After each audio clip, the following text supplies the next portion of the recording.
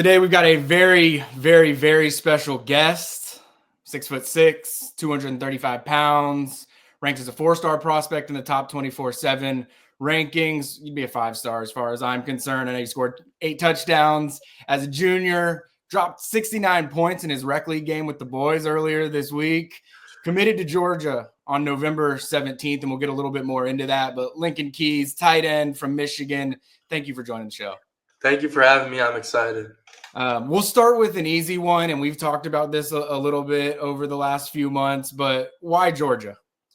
I definitely visited a lot of schools. My recruiting blew up around this time last year. I got my first offer, and it just took off from there. I have 31 offers right now, but, I'm committed to Georgia.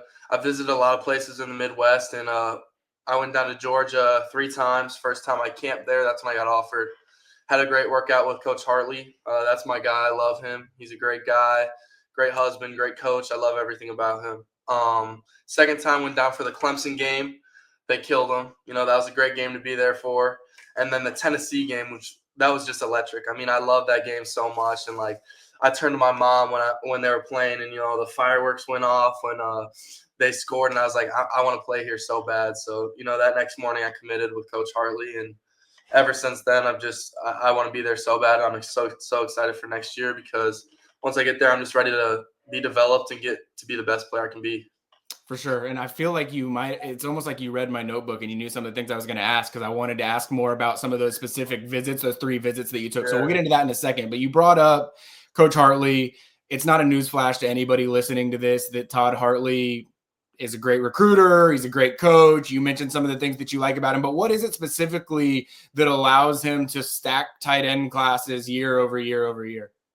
I would call Georgia like one of the tight end U's. It's a great tight end school. I think that the 3 things, the 3 things that I was looking for in the school that I was choosing was development, because I've always wanted to play in the NFL. That's my end goal.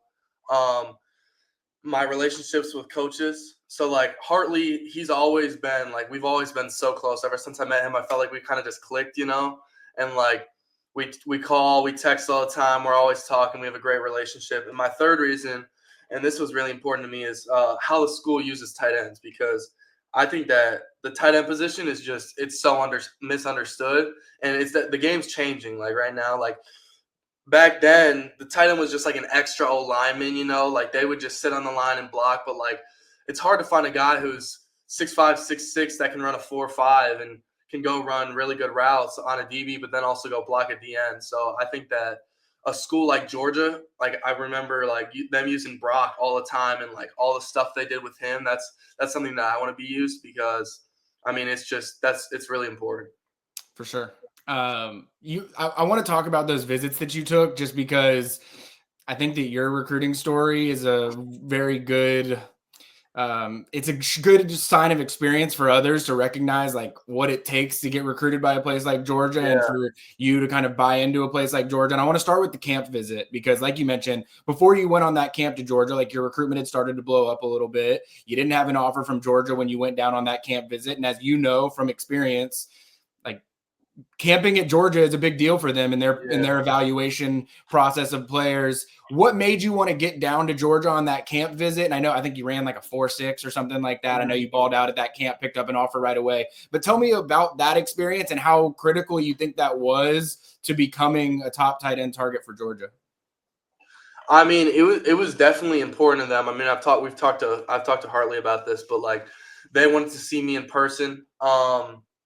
I hadn't gotten a lot of big power 4 offers. I had gotten some schools, but not the dominant known schools. I hadn't had Michigan. I had just gotten Ohio State because I camped there.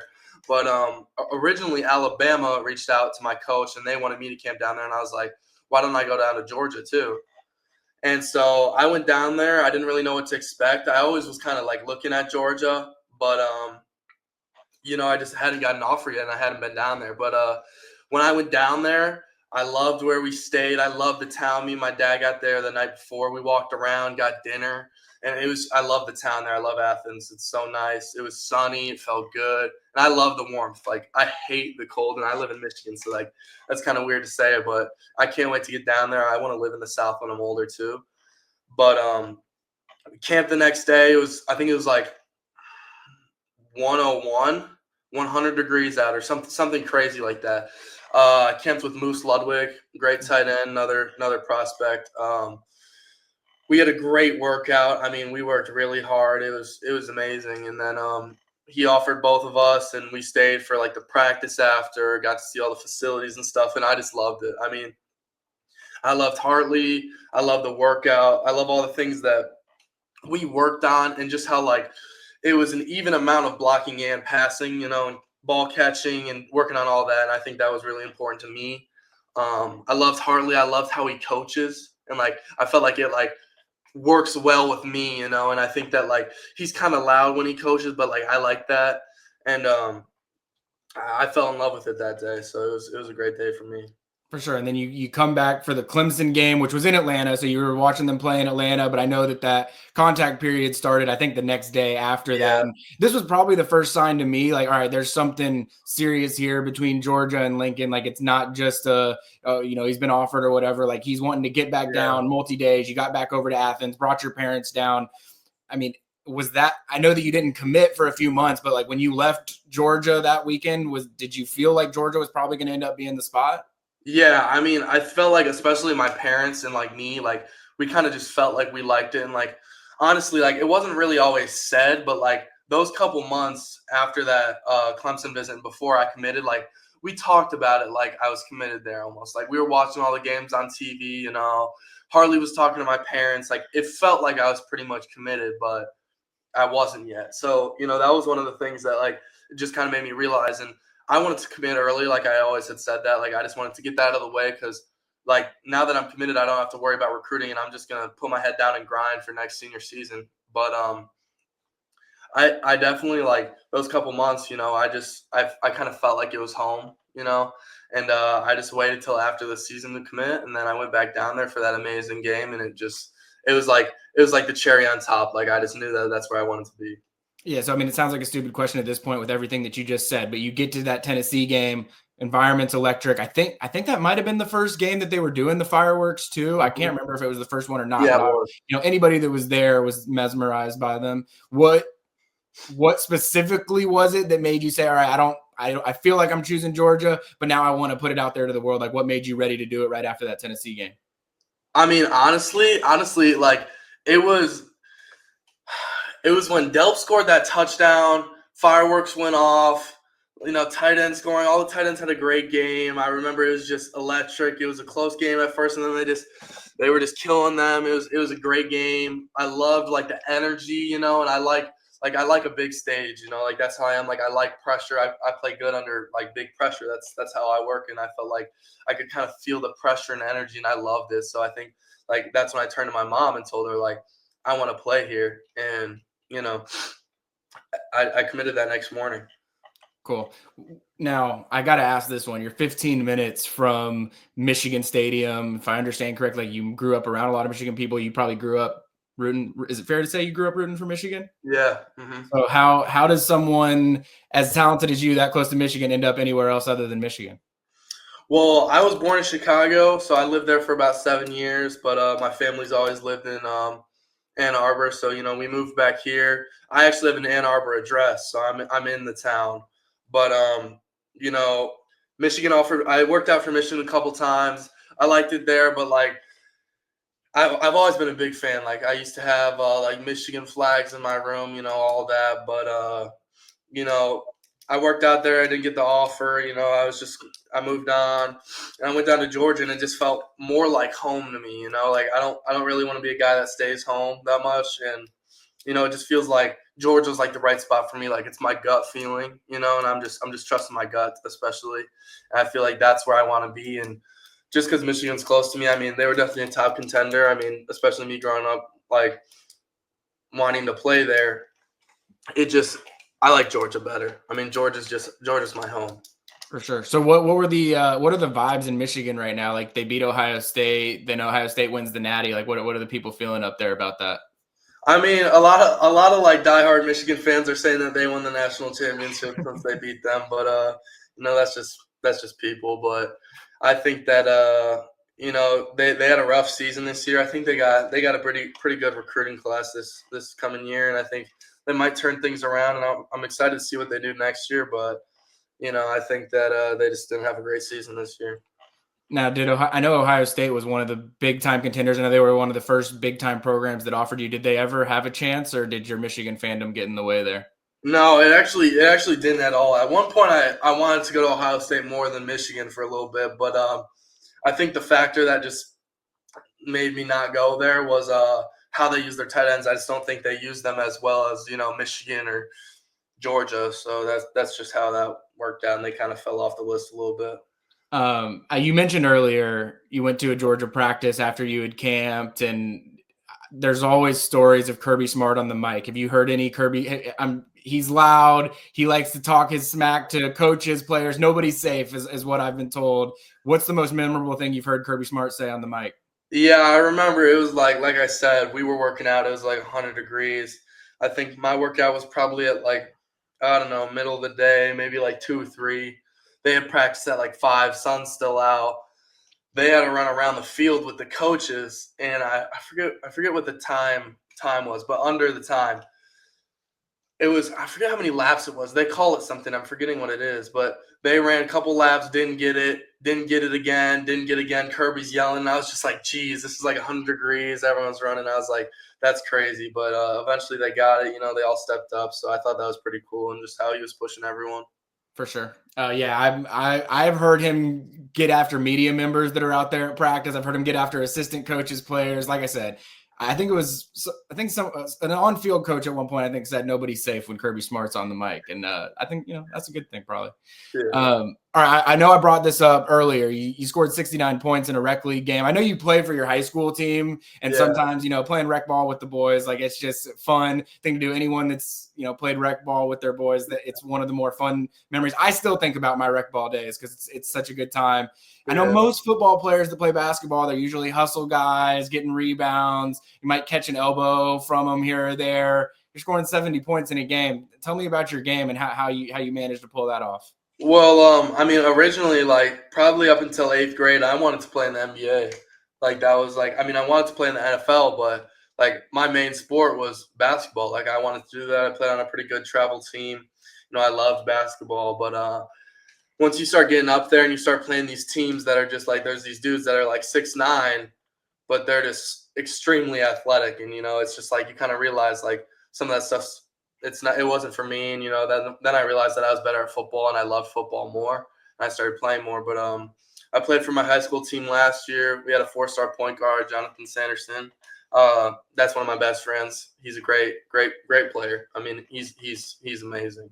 But he moved. I think I saw you share some of his clips on social. I think he did a between the legs dunk or something like that. Yeah, he can bounce. Yeah, he's crazy. But he moved to Tennessee, so it was me, him, and then my quarterback. We were the best 3 players on that team. We were really good. But then this year I wanted to focus on basketball and stuff. So that's what I decided to do. But playing with some of my best friends who played basketball for a while, and we all played on the same travel team.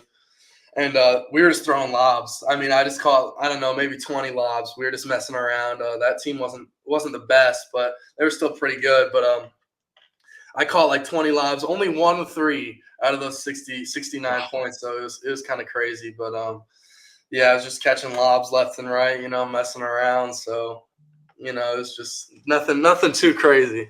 I'm gonna need you to send me some clips of that. I didn't know you could jump like that. Yeah, no, I can. I know you're 6'6", so I can jump pretty high. So all right, I'm gonna need to see some of those. Throwing them off the backboard, throwing them in between the legs up. It was fun. So all right, sweet. I guess I asked about your basketball game before I even asked about your football game. And for anybody that's watching this, we will later in the show have a segment with some huddle clips breaking down film of Lincoln as well. But I'd love to hear from you. Describe your game as a tight end, what you bring to a football field. Yeah, I mean, as a tight end, I think one of the most important things, is just being dominant. That's the word that I'm always going to say. I've always said is just being dominant. Like a great tight end is just dominant in all run game, pass game, all that. And I think that my strength, especially this past season, was my pass game. I run really good routes, especially for being 6'6", 240. I mean, I can run, I can move. I run great routes, and whenever the ball's in there, I'm gonna come down with it. I mean, that's just like it's not even a variable. Like I'm always gonna get the ball no matter what. My quarterback knows that. But I also think I'm really fast. But I think my weakness this year was my blocking. It wasn't bad at all, but I think that that's something that I've been working on real hard this offseason. You're going to see some drastic improvement this coming year. But I'm a pretty good blocker. I'm explosive. Hit people right in the chest, knock them on their butt, and I think that both run game and pass game, I'm dominant. For sure.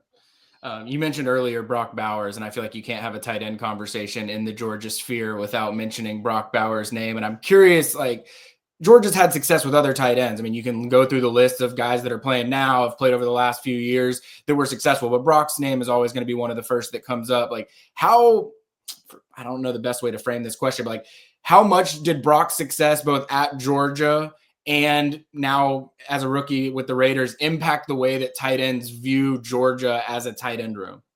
I think it definitely, like, especially speaking, like, I know a lot of other tight end prospects, like, especially just talking about Brock, like, probably one of the best tight ends ever. I mean, he's a smaller tight end, but he's just such an amazing player, and I think that it's definitely changed a lot. A lot of guys talk about him. It's definitely changed the look on Georgia. I mean, Darnell Washington too. Those two were just like unstoppable. And I think that, like, for me, Darnell was like 6'8", 6'7", 6'8", huge. Brock was like 6'3", 6'4", and I think I'm right in the middle. I think I got the best of both worlds, So I think that that's something that, like, I'm going to try to highlight on when I'm in Georgia. Like, I'm going to move like Brock. I'm going to catch like Brock, but I'm going to block like Darnell. So, that's what I want to do. I mean, knowing that you were sort of feeling like you were going to end up at Georgia throughout the course of this year, were you watching any Raiders games and watching Brock at all throughout the year? Yeah, I mean, honestly, I don't watch too much NFL. I more watch college. I just think it's more fun to watch, But I definitely watch some Raiders games, and he's just such a dog. I mean, he's unstoppable, and I think that, like, him breaking all those records too as a rookie, I mean, it's sweet. How much have you gotten to know any of the other guys in the 2026 class, like the guys that are already committed to Georgia? Yeah, I haven't actually got to meet any of them yet. I've met Mark Bowman. I know he just reclassed up, and I've been trying to get him to Georgia with me. I mean, I love that guy. He visited with me at tennis when we were at the Tennessee game. So I'm hoping I'm going to try to get him there. Hartley thinks that me and him would be an unstoppable duo. I mean, that would be sweet. But Vance and Mark, we're going to play in the same 7-on-17 California Power. So. Oh, you're playing Cali Power this year? Yeah. Okay. Mm-hmm. All right. I'll be at some of your events for sure. Oh, really? Oh, no doubt. Yeah. So we got our first one this coming weekend in Arizona. So I'm gonna meet Vance, and he's committed. So that's gonna be fun. So yeah. For sure. Yeah, no, I feel like Georgia has gotten a lot of guys from Cali Power over the last few years. Like Ethan Barbour was playing for Cali Power last year as well. Vance, you mentioned Mark. I was going to you've been teeing me up for my next questions perfectly. I feel like every time throughout this interview, I was going to ask, like, I know last time we talked, like, whoever Hartley wants you to help recruit to Georgia, like, you want to know who they want and you're going to help recruit them. You mentioned Mark Bowman there. I know you mentioned Moose Ludwig earlier, and you guys camped together. Who are the guys that you're sort of zoning in on right now that you'd like to come play with you at Georgia?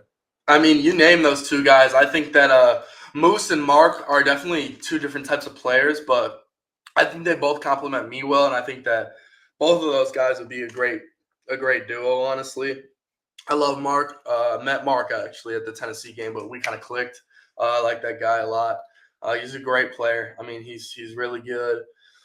It would be sweet. I'm definitely trying to get him to Georgia with me because we're taking two tight ends. I think he would be a great player, and I think that Moose, he's a really dominant tight end, which is something that's important, like I said, and he'll do the dirty work for sure, and I think that's like he's a good hard worker, and I think that's important. I'm curious, what is it about, and maybe it's the way that Georgia uses the tight ends, I'm not sure, but like sometimes you'll get within position groups, like there's a lot of competition, guys want to be the guy, and it feels like every year the tight ends that Georgia is recruiting, like they want to help recruit other tight ends to come along with them. Like, What is it that creates that environment? Like, is it just because they run so much 12 and 13 personnel that it's easy, or is it more the culture that Todd Hartley's created in that room? I mean, I think it's a little of both. I mean, definitely Georgia's like in 12 and 13 personnel all the time. And I think that like their plan, I mean, I looked at like there was like a stat sheet that Hartley sent me and like I forget what it was, but all three tight ends at one game played like 33 plays each or something like all equal. And it was just like, they're playing a lot of tight ends. So, if I'm bringing another tight end with me, I'm competing with him, of course, because I want to be the best, but, we can complement each other. And, like if I'm not getting the ball, then he can get the ball. You know what I'm saying? So I think that's really important. I think that Hartley, like he wants the room like a family. And I think that's really important. And I want to be close with all my teammates. So. I heard that you might have gotten some new tats recently. Is that true? Yeah. What's the Lincoln Key's favorite tat that he's got? This one on my front of my arm's my favorite for sure. I got this not too long ago. What we got there? Chicago right here. I got my dad's jersey right here, and then my jersey right here. I'm hoping I can get 17 when I come to Georgia. I love that number. But me and my dad's jersey, and then Chicago. This is just like a little stamp. It says Chicago made on it. But I was born in Chicago. I love cities. That's where I think I want to live. I'm hoping I get maybe drafted to like a city team, like I don't know where, but I think that would be sweet. I love cities, and I was born in Chicago, so it's sweet. I love it. That's cool. So what's the significance behind 17? Anything in particular? I mean, not too much. I mean, my birthday is January 17th, so it's just happy belated birthday. Sorry we missed it. I appreciate that. But it's always been my number ever since I was like, I don't know, 5 or 6. It's just I chose that because of my birthday, and it's just been that ever since. So I love that number. I think it's a good tight end number too. Brock wore 18, so I think just one number lower would be sweet. For sure. All right, man. Well, do you know the next time you're getting back down to Athens? No, not yet. I gotta plan that out. But Hartley's coming up on Monday to my school, so we'll probably talk about it then and see what we're doing. All right, cool. Well, the only rule is now that you've come on the show, anytime that I reach out and I want to bring you back on the show, you got to say yes. That's just part of the rules. We'll plan something later on in the year around when you get back up to Georgia. But as always, appreciate you having on. I know the fans are going to be super excited to have heard from you, got to learn from you a little bit more. And let's see if you can drop 70 next week in your. Oh yeah, I got you.